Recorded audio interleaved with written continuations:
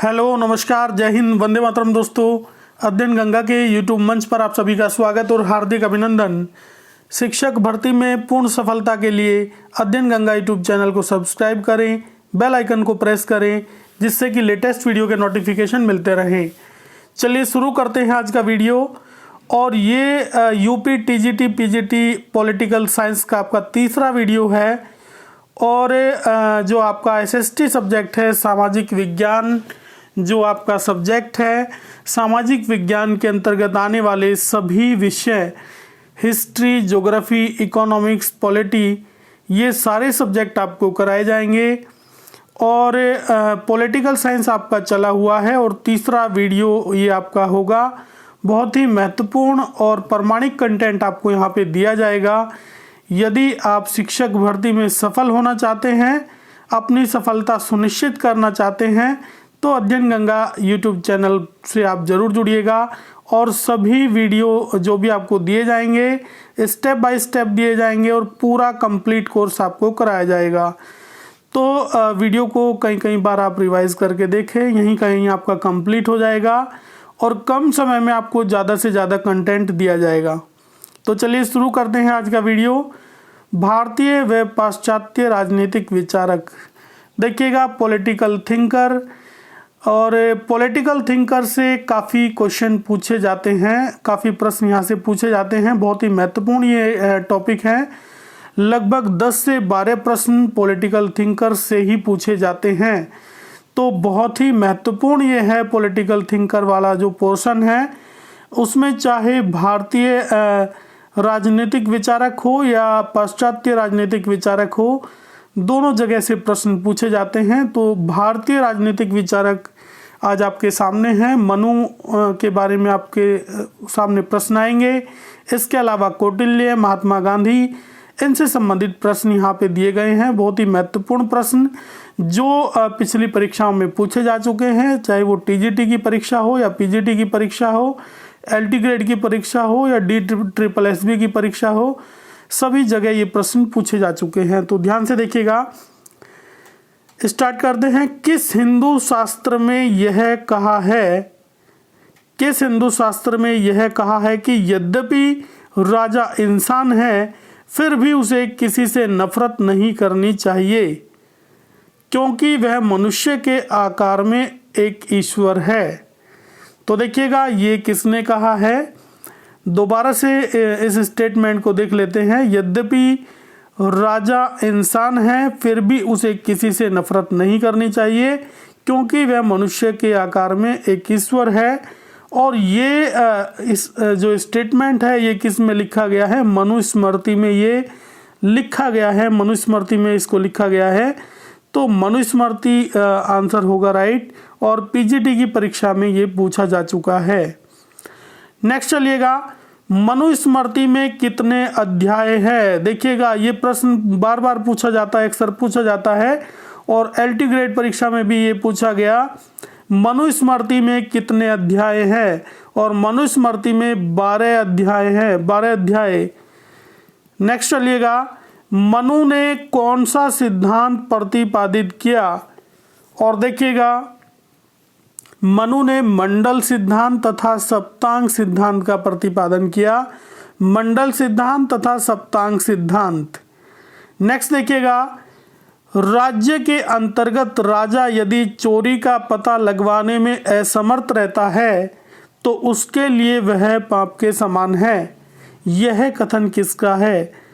देखिएगा, अगर राजा चोरी का पता नहीं लगवा सकता तो वो उसके लिए एक पाप के समान है।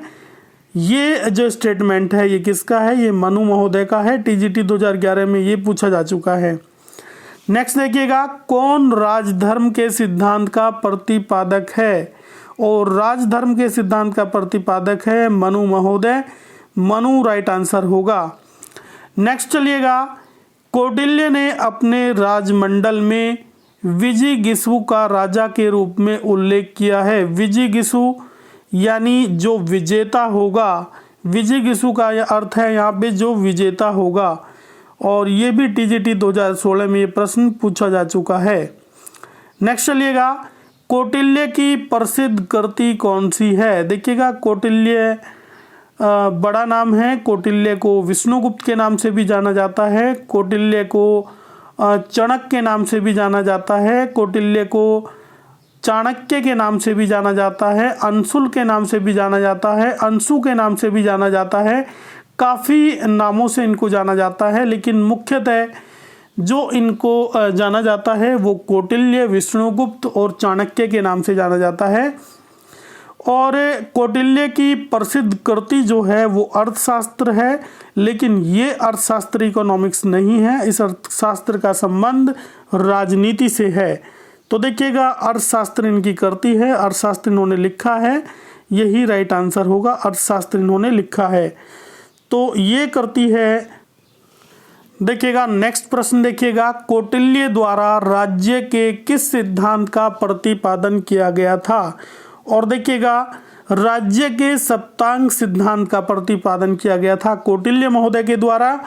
नेक्स्ट देखिएगा, प्राचीन भारतीय राजनैतिक चिंतन के सप्तांग सिद्धांत में सम्मिलित है। और देखिए, राजा, कोष, मित्र, बल, ये सभी सप्तांग सिद्धांत में सम्मिलित है, और ये आंसर हो जाएगा राजा, कोष, मित्र, बल, ये सभी सम्मिलित है।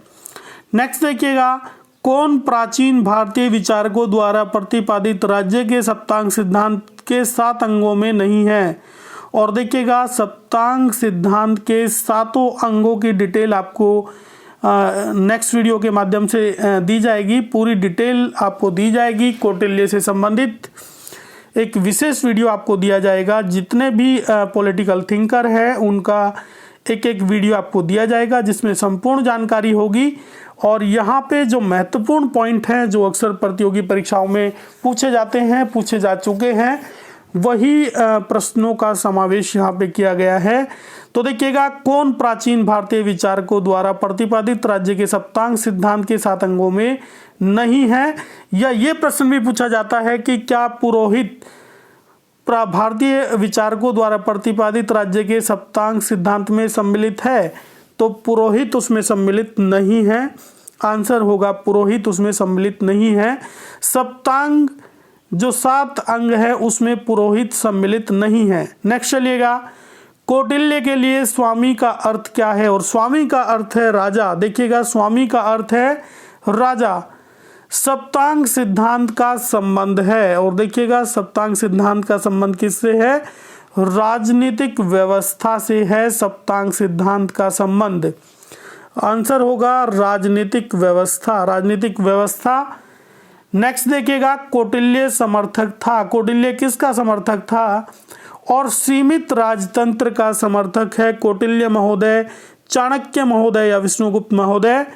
सीमित राजतंत्र के समर्थक रहे हैं कौटिल्य। नेक्स्ट चलिएगा, कौटिल्य द्वारा दिए योगक्षेम सिद्धांत का अर्थ क्या है? देखिएगा, योगक्षेम क्या होता है, इसका क्या अर्थ है?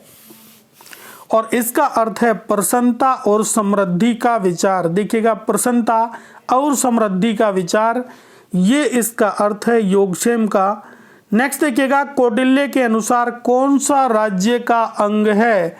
स्वामी, आमत्य व मित्र, ये सभी राज्य के अंग है। नेक्स्ट देखिएगा, कौटिल्य के अनुसार राज्य मंडल में कितनी संख्या होनी चाहिए? देखिएगा, कौटिल्य के अनुसार राज्य मंडल में कितनी संख्या होनी चाहिए? और आंसर होगा 12। 12 आंसर होगा। कौटिल्य के अनुसार राज्य मंडल में कितनी संख्या होनी चाहिए? और कौटिल्य के अनुसार राज्य मंडल में संख्या होनी चाहिए 12। राइट आंसर होगा 12। नेक्स्ट देखिएगा, कौटिल्य का मंडल सिद्धांत किससे संबंधित है? और ये विदेश नीति से संबंधित है। जो मंडल सिद्धांत है वो विदेश नीति से संबंधित है। तो देखिएगा, कौटिल्य महोदय से संबंधित काफी महत्वपूर्ण प्रश्नों की श्रृंखला यहाँ पे दी गई है। एक बार और आप इसको रिवाइज करके देखिएगा, यहीं कहीं आपका कंप्लीट हो जाएगा। नेक्स्ट देखिएगा, प्राचीन भारत का मैकियावली किसे कहा जाता है? Most important.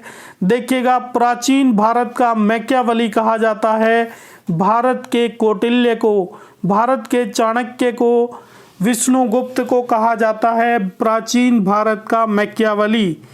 देखिएगा मैकियावली से इनकी तुलना की गई है और मैकियावली और इनकी थ्योरी मिलती जुलती है और भारत का मैकियावली कहा जाता है कौटिल्य को। प्राचीन भारत का मैकियावली कौटिल्य को ही कहा जाता है। नेक्स्ट देखिएगा कौटिल्य के राजनीतिक विचार किस पश्चिम विचारक से मेल खाते हैं। देखिएगा जो पश्चिमी विचारक है, जो वेस्टर्न थिंकर है, उनमें मैकियावली के विचार मिलते जुलते हैं कौटिल्य महोदय से, तो इसलिए भारत का मैकियावली भी कौटिल्य को कहा जाता है। बार बार ये प्रश्न पूछा जाता है। नेक्स्ट देखिएगा, अब बात करेंगे नेक्स्ट पॉलिटिकल थिंकर जो भारतीय हैं उनकी ही बात करेंगे, गांधी जी। देखिएगा गांधी जी की बात करेंगे और गांधी जी का राजनीतिक गुरु किसे माना जाता है, और गांधी जी का राजनीतिक गुरु माना जाता है गोपाल कृष्ण गोखले को। गोपाल कृष्ण गोखले राइट आंसर होगा, गोपाल कृष्ण गोखले। नेक्स्ट चलिएगा, नेक्स्ट पॉइंट की ओर चलते हैं। देखिएगा नेक्स्ट जो पॉइंट है गांधी जी से संबंधित उसकी ओर चलते हैं और नेक्स्ट पॉइंट है, एक प्रश्न यहाँ पे ये कटा हुआ है, आगे देखिएगा। ट्रस्टीशिप प्रन्यास के सिद्धांत का प्रतिपादन किसने किया, और प्रन्यास के सिद्धांत का प्रतिपादन किया है महात्मा गांधी ने। महात्मा गांधी राइट आंसर होगा। नेक्स्ट देखिएगा, गांधी दर्शन में समाजवाद का विकल्प है और प्रन्यास या न्यासधारिता ही इसका आंसर होगा। गांधी दर्शन में समाजवाद का जो विकल्प है वो न्यासधारिता या प्रन्यास है। महात्मा गांधी गांधीवादी विचारों में कौन से संघर्ष प्रमुखता से अभिव्यक्त होते हैं, और देखिएगा जो संघर्ष हुए हैं प्रमुखता से वो है श्रम और पूंजी में संघर्ष, काश्तकार और भूस्वामी में संघर्ष, ब्राह्मण और दलित में संघर्ष, ये सभी संबंधित है। नेक्स्ट देखिएगा, महात्मा गांधी ने किस पर विश्वास किया, और साधनों की विशुद्धता पर विश्वास किया। DSSB 2014 में ये पूछा जा चुका है। और देखिएगा कथन निष्कर्ष से संबंधित प्रश्न आजकल बहुत ज़्यादा पूछे जाते हैं, खासकर TGT PGT में। तो देखिएगा कथन देखिएगा, गांधी अपवित्र साधनों के प्रयोग के विरुद्ध थे। देखिएगा जो अपवित्र साधन है उनके विरुद्ध थे गांधी जी, और कारण इसका दिया हुआ है, इनके अनुसार अपवित्र साधन पवित्र उद्देश्यों की प्राप्ति में सहायता नहीं करते। देखिएगा जो अपवित्र है वो पवित्र की प्राप्ति में सहायता नहीं करते, पवित्र उद्देश्यों की प्राप्ति में सहायता नहीं करते। तो अगर पहले कथन को आप देखें और इसके कारण को आप देखें तो दोनों मैच करते हैं, यानी दोनों एक दूसरे से संबंधित हैं। तो इसका आंसर होगा A और R दोनों सही है, और A की सही व्याख्या R करता है, बिल्कुल सही ये होगा। यहाँ पे आपको ऑप्शन जब पूछे जाएंगे तो इस प्रकार से पूछे जाएंगे, A सही है या फिर इसमें R सही है, A की व्याख्या R करता है, R की व्याख्या A करता है, इस प्रकार से पूछे जाते हैं। लेकिन यहाँ पे A और R दोनों सही है और A की सही व्याख्या R करता है, ये इसका राइट आंसर होगा। और इस तरह के प्रश्न पूछे जाते हैं TGT PGT में। कथन और निष्कर्ष से संबंधित कई सारे प्रश्न पूछे जाते हैं।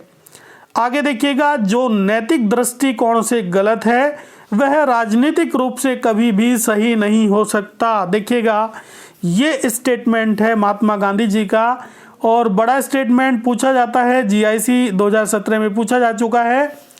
जो नैतिक दृष्टिकोण से गलत है वह राजनीतिक रूप से भी गलत होगा। जो नैतिक दृष्टिकोण से गलत है वह राजनीतिक रूप से कभी भी सही नहीं हो सकता। ये स्टेटमेंट दिया था MK गांधी। देखिएगा महात्मा गांधी ने ये स्टेटमेंट दिया था कि जो नैतिक तौर पे गलत होगा वो राजनीतिक तौर पर भी गलत होगा। आगे चलिएगा, 1936 में किसने कहा गांधीवाद जैसी कोई चीज़ नहीं?